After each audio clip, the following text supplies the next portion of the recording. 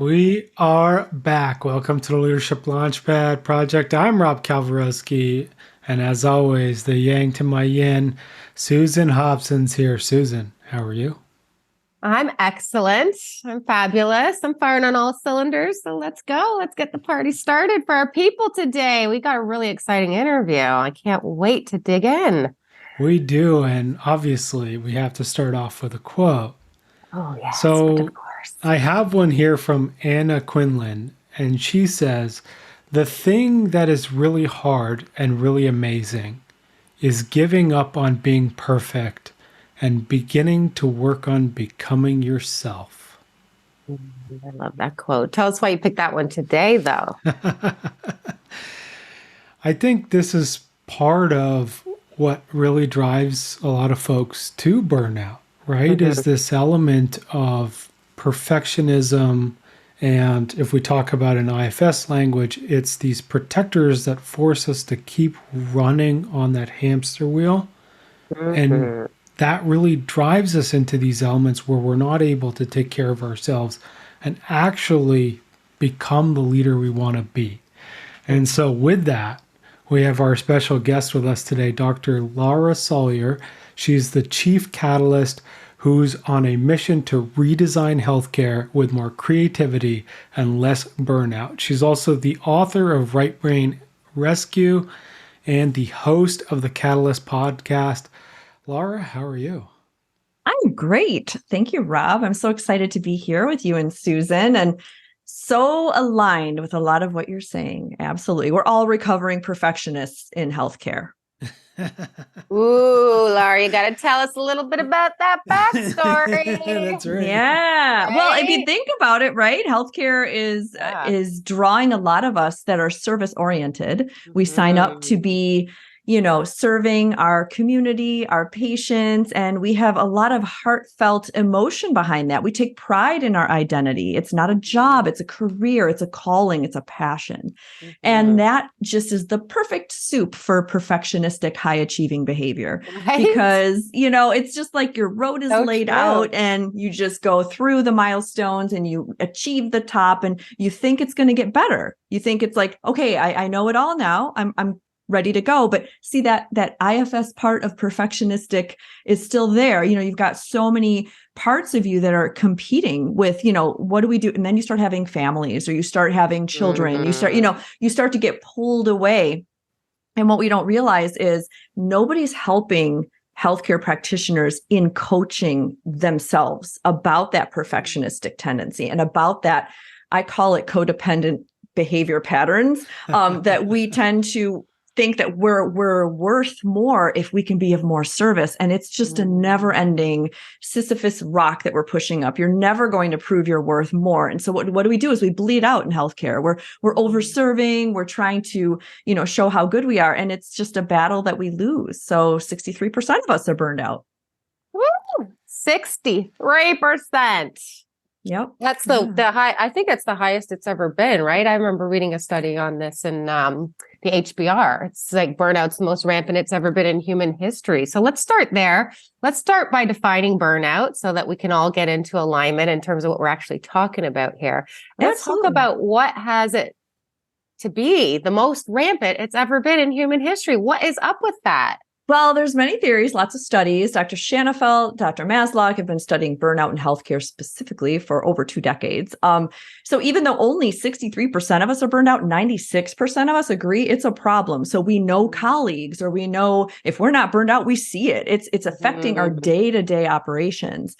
And there's many root causes of burnout. It's a systemic failure, but people perceive burnout differently. So it's very personal, which is why there's a difficult time finding a solution. So not only is it systemic pressure, but each person has different lenses through which they see life. So burnout can appear differently or feel differently. There are 3 characteristics that define all burnout, which is a sense of depersonalization, where you don't feel like you see yourself in this. You feel lost in the mission. You feel like you're kind of cynical, right? The next one is feeling low perceived achievement, that you're not making a difference anymore. You're really not in it. You don't see any progress. And the last is feeling emotionally exhausted. You're running on fumes. You're feeling jaded. and you're kind of just on autopilot. Mm. And so those three things drive the definition of burnout. And in the brain, if we put all of our minds in a functional MRI, burnout appears just like another human condition, which is grief. And so grief is normalized. We have words about grief. We have vocabulary. We have support groups. We embrace this as a normal human condition that will have over many times in our life. You might grieve the loss of a friend or loved one, but you can also grieve the ending of a marriage or grieve that your children are growing up. I mean, there's many levels of grief. And yet we've never normalized burnout. And so my theory is burnout is always going to exist in some flavor. We need to start normalizing that and providing similar tools for burnout to help people pedal back and recognize in themselves when they're getting to that edge. So that's my little lowdown on burnout. I love that. And maybe just a thought that came into me is, would you say burnout might be grief over loss of identity? I think it's many. Actually, I view it as grief, simply put, of expectations don't meet reality in front of you. So it's even simpler than that. Yeah. It's that youth, and I've experienced this. I know many colleagues have. You think if you complete these things, it will look a certain way on the other end. But what they don't teach us in medical school and what they don't teach us in or any residency school for this or any matter school is that you can't predict the future. You can't be assured that medicine and healthcare is going to look a certain way on the other side. And so, especially if you're in an outpatient setting or you're employed, you don't have control over who you work with or your hours or your schedule. Whereas years ago, this is why physicians, in my opinion, weren't burned out as much. They had autonomy. They could control the patients that made it into their panel. They could control, it wasn't insurances just assigning them randomly. They could control who they wanted to work with. They could control the number of minutes allowed per patient. They could control the decor in their exam rooms. I mean, that makes a huge difference. And so right now, physicians are basically robotic workers. We aren't allowed any self-expression or creativity. And that's where I come in, that, I'm on a charge to really teach 1 million healthcare practitioners how to tap into that creative flow so they can become more joyous and revitalized and kind of push back against that narrative that we're just these little cogs in a wheel, that we also have agency. I love this. But I mean, before we get to the mission, how did you, tell us a little bit about you and how you arrived at going on this mission? Oh, yeah. Simply put, it starts when I grew up around my grandfather's funeral home. No, just kidding. I preferred to work with the living. I did grow up around, my mortician grandfather. So my Barbies didn't have dream houses. They had mini funerals. Oh my gosh. I love it. Right. But I knew that I was fascinated by, anatomy and the body. And I decided medical school was something that I really wanted. Again, recovering perfectionist, that seemed like a super cool goal. And it's something that not many people could do. And I think a lot of us listening would probably say the same. In any leadership position, you want the hard stuff, right? You want to show that you're gritty. Side note, physicians are the most resilient when they measure resiliency. Physicians are the highest in resiliency score and still the most burned out. So it doesn't matter how resilient you are, right? So after, going to medical school, I am young enough that I remember paper charts, but also kind of was there when they ushered in electronic medical records, and I taught myself how to type fast. I mean, I'm pretty adaptable. So I was shocked that honestly, 15 years into my rural family medicine career, where I was theoretically doing exactly what I wanted to do. I was taking care of babies and grandmas. I was sewing up lacerations. I was doing women's health. I was setting fractures. I was like a rural country doc. And that's what I wanted. But again, expectations and reality were not matching. I thought it was supposed to get easier by then. And it just kept getting harder. It kept getting harder. It wasn't, no matter what I did, there was something new that they mandated for us to do, a new metric they were going to measure, and then mandatory meetings, and then paperwork up to my eyeballs, even though we're doing electronic medical records. All these little things just eventually just broke me down. And I had no idea it was burnout. I just thought, okay, maybe I need more exercise. So I'm starting to run, which I'm not an athlete. I wasn't then. And then I started to dabble back into some art and creativity and just other things to take my mind off of it. And what I noticed is this beautiful neurochemical flow state. So after a run, I was like, wow, I things feel clearer. And I was able to have more introspection at, this is not getting better. I'm seeing the writing on the walls. I need to do something different. I ended up going to one last continuing medical education conference, thinking this was my last ever as a physician. I thought, I'm not going to do this in a year. I'm going to quit. It was kind of like let's burn up some CME money from my administrators and let's check out this functional medicine stuff. I have no idea what it is. I ended up falling back in love with medicine. I realized it wasn't medicine that I was burned out from. It was the way that medicine was being delivered. And when I learned about this, I thought, you know what? I really want to open up my own practice. So I took a leap. I resigned and I opened up my own clinic, and I've been doing functional medicine for my local community ever since. And I wanted to learn more about flow. So that's the part that after identifying I was burned out, that it was flow that kind of got me forward thinking and out of that hole. Once I got this going, I wanted to go back and really learn the elements of flow acquisition. So I could then help other colleagues and say, you don't have to quit your job. Let's dive into what resources you have inside you and explore some of these creative elements, because creativity is healing. It's medicinal. It is progressively powerful in helping us be the optimum person we want to be.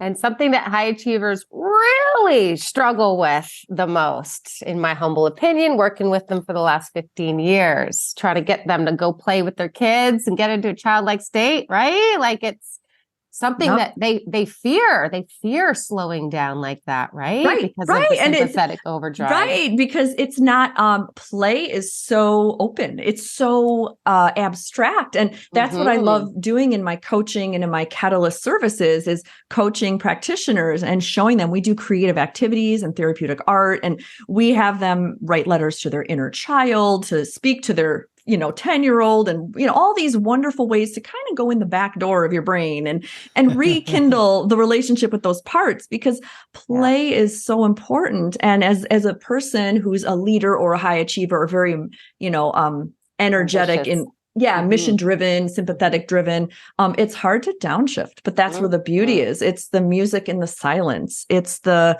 art in the blank canvas. It's the beautiful times when you can look and just be still. I love this.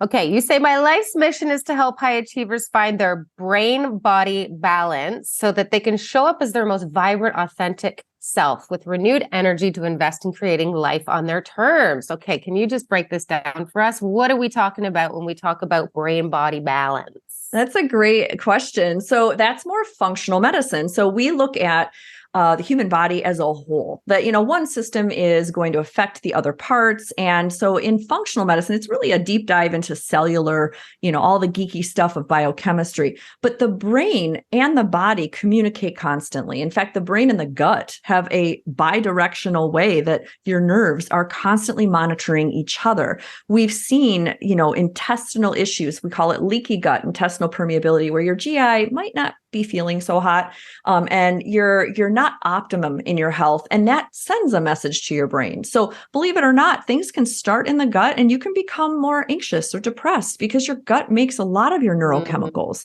and vice versa. If you perceive stress, so no two amygdalas are alike. Amygdalas are that fear center of the brain that looks for threats, because our brain just wants to keep us alive, but it's also a predictive machine. And so all of us walking around with our brains on a stick, we're looking, and if your amygdala senses a threat, even subliminally, and you don't even realize it, it can communicate down to your gut. And then suddenly you're having intestinal issues, which can then extrapolate into other joint pain, brain fog, depression, fibromyalgia. So there's a lot of connection in the body. So my clinical expertise is really looking at that stress response in my patients. I tend to work with a lot of high achievers, CEOs, those kind of, patients in my clinic that really want to understand stress response and sort of reimagine their own comfort level and get to know themselves on a different level, so we can help them, shift that to a more parasympathetic, calm response.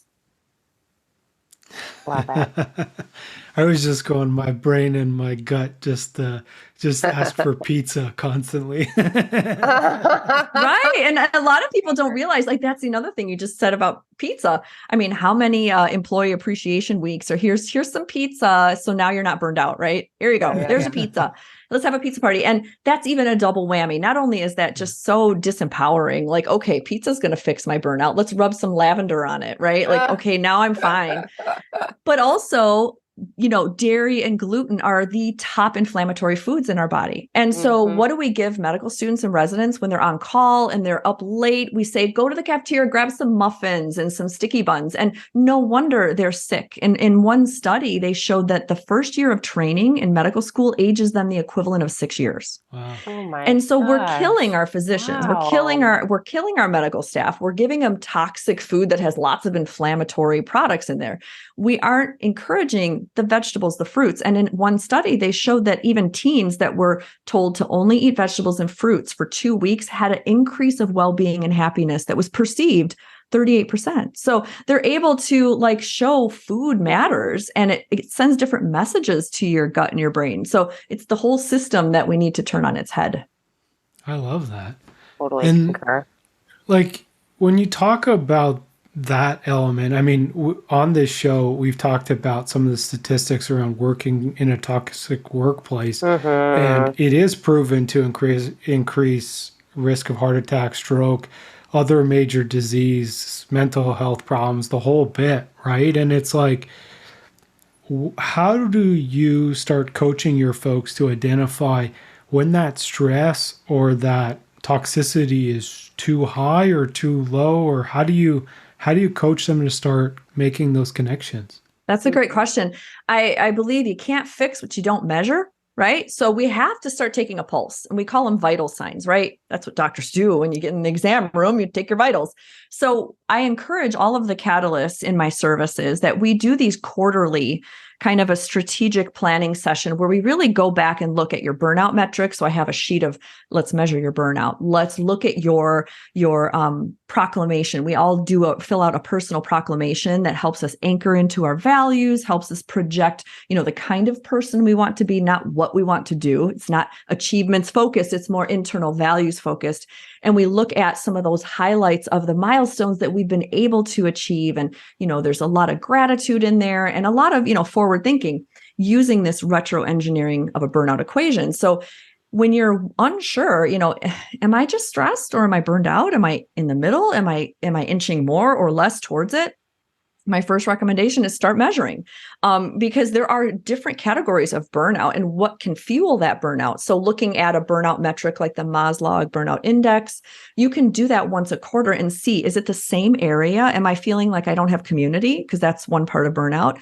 Is it that I'm not finding a mission or I'm not feeling like I'm part of it? That's another element. There's many different kinds of fuel to burnout. So if you can see and track that, and if it's the same over time and it's not something you can control, right? Like, hey, I can't control my coworkers. So then maybe it is time to leave that job, right? So there's different ways to unpack and peel that onion of your burnout story to make sure that you're not just leaping from the pan into the fire and saying, well, it must be the job. I've got to leave the job. And then guess what? People are still burned out in their other jobs. Like that kind of, internal work that you haven't done. If you don't do that internal work, you're just bringing that same cookie cutter protocol to the next job, and you're going to be burned out there because you're not correcting maybe your over perfectionistic, high rigid thinking, achieving type mentation. And so that's some of the work you have to do to make sure. And where do we go in terms of that work? Because you mentioned that burnout happens when our expectations don't meet our reality, right? So how do we start to close that gap for our people? Ooh, I love that. So start simply, is even just doing a simple journaling practice highlights a lot of trends and patterns in your own thinking. So really looking at those thought loops you get stuck in. So again, flow, we talked at the top of the hour, flow is the opposite of burnout. Flow is where you are all five senses, you're in it, you're in the zone. It's when you're paused at that 3-point line, you're about to sink the shot, you don't hear the crowd. Right. It's when you're a kid and your hands are covered in greasy finger paint and you don't even feel the construction paper because you're just so excited, right? We all know how to get into flow, but to us that don't know that it's actually a trainable and acquired capability. We think it happens just willy-nilly, but actually flow cycle has 4 phases, and it starts with struggle. It has to be a little challenging. Like your skills have to be almost equally matched to that challenge. If it's too easy, you won't find flow. And if it's too hard, it's overwhelming. And then you have to get into the release and then deep into flow. And so when you start practicing this and you start to learn, there are ways you can enhance that with gratitude practice, with having, starting off in a good mood, with having clear goals, with being in nature. But then the most important thing is removing the flow disruptors. And there's many, but here's the top that I see is fixed mindset. A lot of us have a fixed mindset, rigid thinking, all or nothing, right? But the worst one I see is time management. I don't have time. I don't have time to journal. I don't have time to play. I don't have time to exercise. So when you mismanage your time in your calendar, it's very difficult to find that flow and to get out of burnout. You have to be honest with yourself and say, if you can wake up 5 minutes early, you can pause and do 1 or 2 sentences of gratitude journaling, right? If you can sit at a stoplight, you can take 3 deep breaths, right? It's about being mindful. And so I think a lot of that is just a little bit of this, wisping of the cobwebs off our brain of all the things we think we are, and really putting it on its head and saying, okay, let's challenge that and see how I can find time for myself, because until you do that, it's very hard to cultivate flow. And it's really like you're totally bang on, and we do this a lot with our clients, right? Is there's the mindset piece, which is sort of the deeper stuff, but then it's also paired with the logic and the calendars and the scheduling and all these things. And you're totally right. Is most people, it's not that you're slammed the entire amount of time. It's learning that you can actually choose and control your own calendar and the things you do. And you can say no to folks that are trying to get in there, that it's not pushing you towards your goals.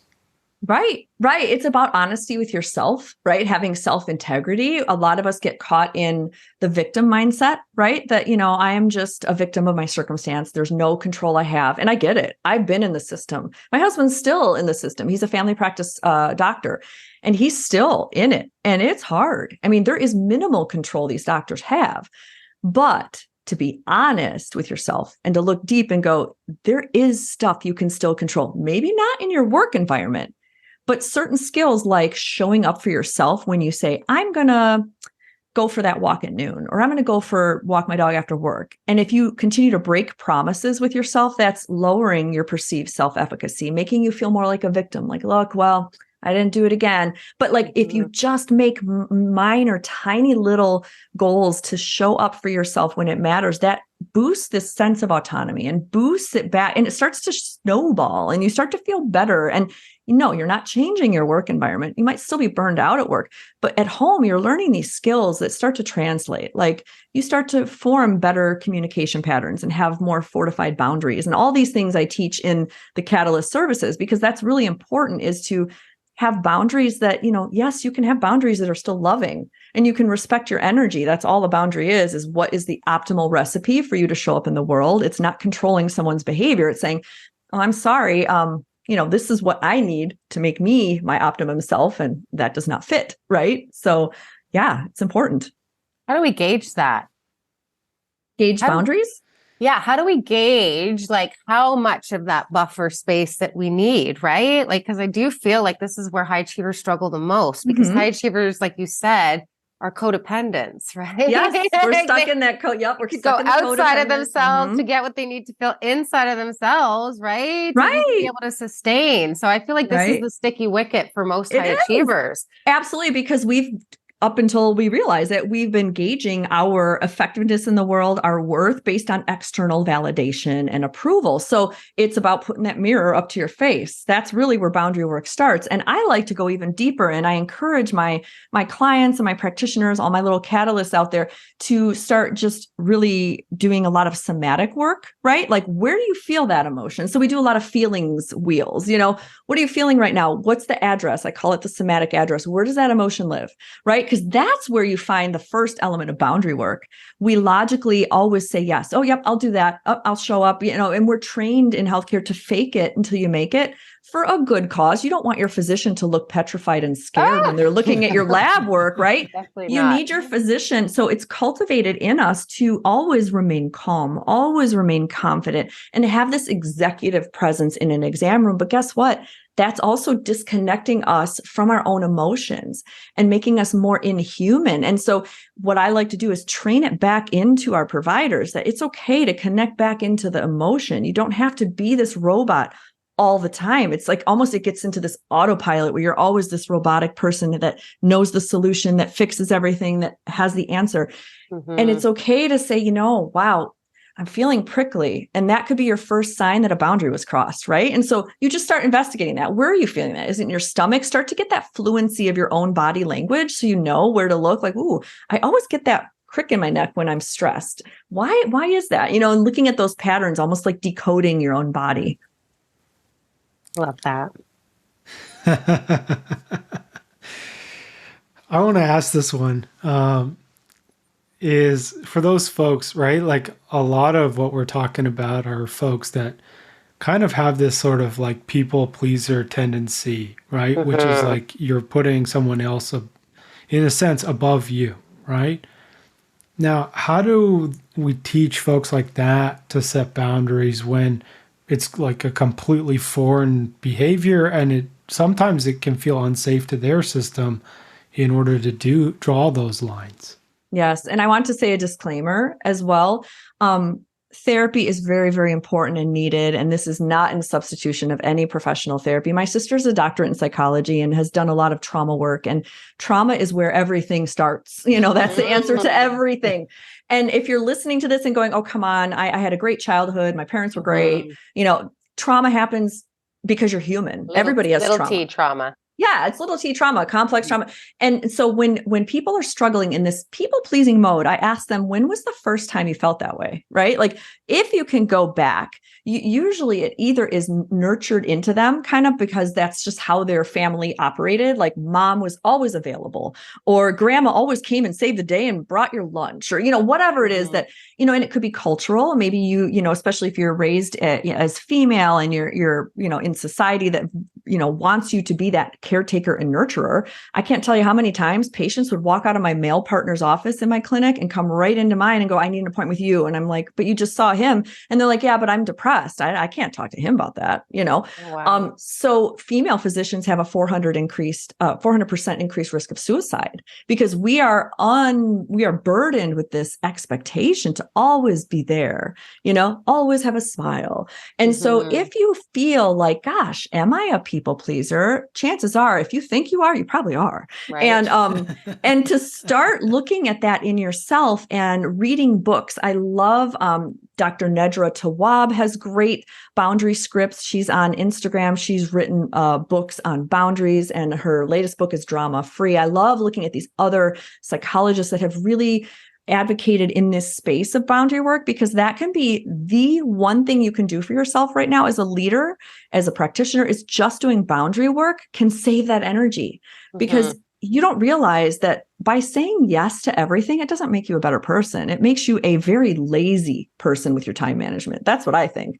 When I see someone's Google Calendar and they're like, yeah, I'm just so busy, I'm doing all these things, it doesn't make me impressed. It makes me actually feel sad for them. Like, ooh, wow, that you give your calendar link to anybody, or you say, yep, I'll do that. And that's just not good management. And I feel like time is even more important than money. And where I spend my time is really important.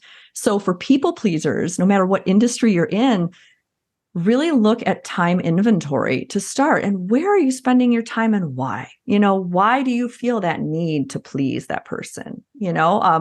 Boundaries are also contagious. So even as a mom of three, as a professional working mom of three, the minute I started doing boundary work years ago and just simply would drop things in conversation with friends in the community that were inviting me to like a mom's tea or like a parent fundraiser. And one night I just said, I did say I would come, but I mismanaged my energy and I didn't predict that I'd be so tired after today. So I'm going to have to decline. Now, normally I would either show up and be resentful and hate that I was there and be tired. and not listen to my body, or I would lie and white lie. Well, something came up. One of my kids got sick. I can't go. Right. That's the Midwest way. And that's what Midwesterners do. We don't ever speak directly. Canada too. Right. We're very similar. Hello. And we bring potlucks to everything. We always have cheese. Of course. Right. And so I just started being honest, and it's hard because as a people pleaser, you don't like disappointing people. Right. And so that is the exercise, the little muscle that you bring to the gym of people pleasing every day, and it gets stronger and stronger. And so I would just start being honest, and I would take a deep breath. And I did it over texting because that's easier, right? That's hard to, but then I got better at really going in person and coming up with those scripts on the fly. Like, thank you for thinking of me in this wonderful organization you built. I love your fundraisers and I wish I could contribute, but my energy is prioritized on this project right now. So please come around next year, right? Like it comes easy now. But if you're a beginner, newbie people pleaser like I was years ago, go ahead and text that out or email it out, practice it that way, and start being honest with other people. Because when that happens, I can't tell you how many moms heard me say that or read that email thread and they're like, wow, good for you. Because I literally said that night, I said, I'm going to stay home and I'm going to do nothing. Like that even was audacious, right? I'm choosing nothing over hanging out with you guys and fundraising for our community. And they were like, that was fantastic. So more moms started doing that. They're like, yeah, I mismanaged my time too. And I need to be better at that. And I'm not going to come tonight. So it's a cascade of good, better communication all around. I love this tip around taking a little psychological distance, right? Because it definitely helps to relieve some of that social pressure. Put the training wheels on. Yes. Yeah, totally. I feel like the end of that story was all the moms came over and just watched Netflix or something. That would be good. I'll write that in my next book. Maybe we'll have a little creative liberty. Yes. I'm curious what we do with that time once we actually learn how to assert these healthy boundaries, right? I think one of the biggest things that helped me when I was learning how to manage my burnout as an impact-driven service worker, right, was this notion of recovery, especially active recovery. I mean, I got this as a pro athlete, but what the heck? Why wasn't I putting two and two together that I probably needed some of this in my professional realm too, right? So let's just talk a little bit about this whole concept of recovery, because this is another one that high achievers really struggle with. I love that you mentioned this because that's the fourth phase of the flow cycle that I skipped over a second ago, is the 4 phases of the flow cycle. The last phase is most often overlooked, which is recovery. Yes. And what we think of it. Yes. Yeah. We think look at all these artists and musicians. They must just go with their flow, or I must have to rent a cabin in the woods to write my novel. No, flow is a cycle and it keeps going, but recovery is a very important piece because that's truly unplugging. Your brain does not synthesize and make new neuroplastic connections unless you give it space. Mm-hmm. You need space in order for your brain to make those connections, bring those alpha brainwaves forward that are creative, that gives you that aha connection and go, wait a second, that's a great idea. And that's what would happen on my runs or my walks. And those are active recovery, but you can have other types of recovery that I, recommend, like complete silence, breath work, meditation, if it feels comfortable in your body. Again, being trauma informed, some people do not feel comfortable closing their eyes and breathing. So it can be walking meditation. It can be washing the dishes without a podcast. I mean, that can be recovery, right? It could be just playing with your senses in a different way that is interesting to you. Doodling passively in a coloring book, just playing around. This recovery is so important because it's non-directed time. It's non-thinking time.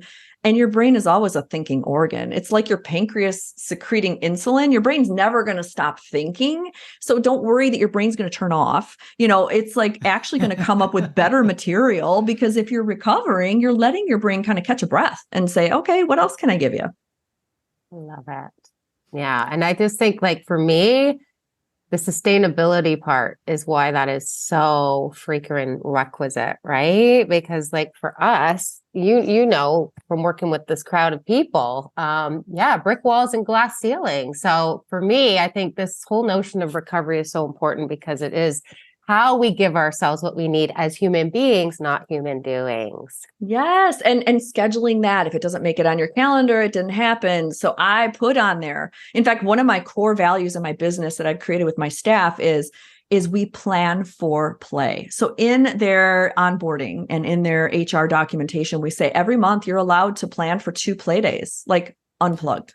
Like you aren't here. I can't see you. I can't reach you, but you're planning for this proactively so that you have that built in your calendar. Because if you expect it to fill it in the gaps, oh, I'll see how my day goes, or I'll see how my week goes, and I'll see if I can get it at the end. No, it won't happen. You're always going to fill it up with stuff. There's always dirty dishes. There's always laundry to fold. And so I like to plan, for me, it's Thursday mornings until noon. I don't do anything. I don't have any appointments. And you plan for that ahead of time to be proactive. What do you do on your play days?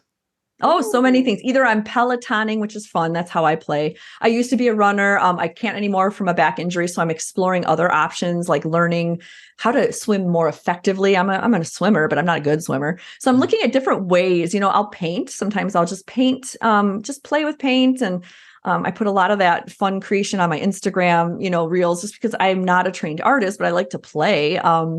And then, sometimes I write, sometimes I walk the dog. I mean, I don't plan what I put in that space, but it's just more of a nice blank canvas for me to play with. And sometimes I go to my hair cutting appointments for my lovely color, I was going to say, that's definitely play. What's happening up here? Right. Yeah. If you could leave our audience of leaders with any final piece of advice, what would it be? Ooh. My final piece of advice would be to say that you have this creative muse inside you. Whether you say you're creative or not, most people get stuck on that word. They're like, oh, no, I'm an athlete, or I'm a CEO, or I'm a mathematician, I'm an accountant, whatever. No, Right. But you're also creative, because the definition of creativity is simply something novel and meaningful. That means that you can show up as yourself, and the words coming out of your mouth is creative because only you can say it in that signature way. The clothes you wear, the habits you keep, the thoughts you think, So exploring this creative muse and understanding it's always there. It's sitting there in the background waiting for you. And so if you think about that, go back to when you were 10 or 8. What did you love to do? What could you be found doing on a Saturday morning? Would you be building Legos? Would you be exploring the forest and building a tree house? Would you be playing with dolls in a dollhouse? There is an adult equivalent play activity. And so start looking at your creative muse inside as your friend, just waiting for you to start having fun again and play. Because when you start making that a priority and practicing creativity, it's literally like a 6th vital sign that you can execute every day. And it helps bring you back into well-being and health. Oh, I love this. And we have to ask you the big question. Oh, yeah. What do you want your legacy to be? That is my legacy, is to create a 6th vital sign where every office visit, a physician will ask, what lights you up? What's your hobby? How do you play? Because 20 years ago, we added a 5th vital sign of pain, which makes no sense, right? Because vital signs are supposed to keep you alive. They're like temperature, pulse, respiratory, right? They're very signs of vitality. Yes, it tells you how alive you are. And then we added pain, which confused doctors, myself included. And so now we're measuring, well, where does it hurt? And we're concentrating on this negativity in your exam room. And so no wonder 20 years later, after introducing the 5th vital sign of pain, we've got opioid overdoses. We've got chronic mental illness because we've been concentrating on, okay, how bad do you feel? And then secondly, we make physicians responsible to take that away. That life is painful. To be honest, life is always going to have pain. Life is going to have burnout. Life is going to be hard. So why don't we bookend this with a 6th vital sign and we ask, what lights you up? What's your passion? How do you play? And we plant those seeds in our minds of, I haven't played in a while. I should start doing that. And maybe in 20 years, we'll have a renaissance of healers, physicians that are more in touch with their creativity and play, and patients that are empowered and they know how to help them have more well-being and vitality. I love that. That's definitely been a journey for me. So I'll just say that. Me too. So obviously for folks out there, so if you want to connect with Lara, I dropped her LinkedIn in the podcast notes. You can also go to drlarasalyer.com. That's also in the podcast notes. And wherever you're listening to the LLP show, you can search for the Catalyst podcast and subscribe for her show there. Lara, is there anywhere else you want folks to find you? Well, if you're a physician listening and you need the most fun and creative 10 hours of CME, continuing medical education credit, I do have an online CME course that goes through my whole method of acquiring flow. It's called the Catalyst Reclamation because I believe we need to reclaim that catalyst of creativity. It's all on my website, Catalyst Reclamation. I'd love for you to try it out, have fun, and really meet that inner creative muse that's waiting for you. I'll just say it sounds like a lot more fun than standard CME credits. Yeah. Function, statistics, analysis. Yeah, Right. it's a lot more fun. A Yep. lot more fun. Obviously, for us, for any leadership development, one-on-one leadership mindset coaching and more, head on over to elitehighperformance.com and hit subscribe to the Leadership Launchpad Project show wherever you're listening to it now, and share it with any professionals, leaders, in your Doctors, doctors, especially our lawyers. doctors. Yeah. Our high achievers. That's right. In your life now, obviously, Susan, what do you want to leave our folks with today? I love this 6 vital sign thing. I have to ask permission from Laura to borrow that. I want to start asking that when my clients walk through the door. What's lighting you up today? Where did you go and find your play? I love this. Great. And I might have to borrow it from you if that's okay. Have fun. Have fun. I love it. It's amazing, right? And I think it's hard. And I think we sort of are taught some point when we're children that like play is just for kids, and once you're an adult you got to put your big boy and big girl pants on and you got to be professional and Right. and often where I help folks is when they're feeling either the boundaries or the play, it's connecting to those parts of us that have that inner wisdom of, this doesn't feel right. I'd rather do this, or I do want to play today, and really stripping away the protection that makes us put on a mask to go to work.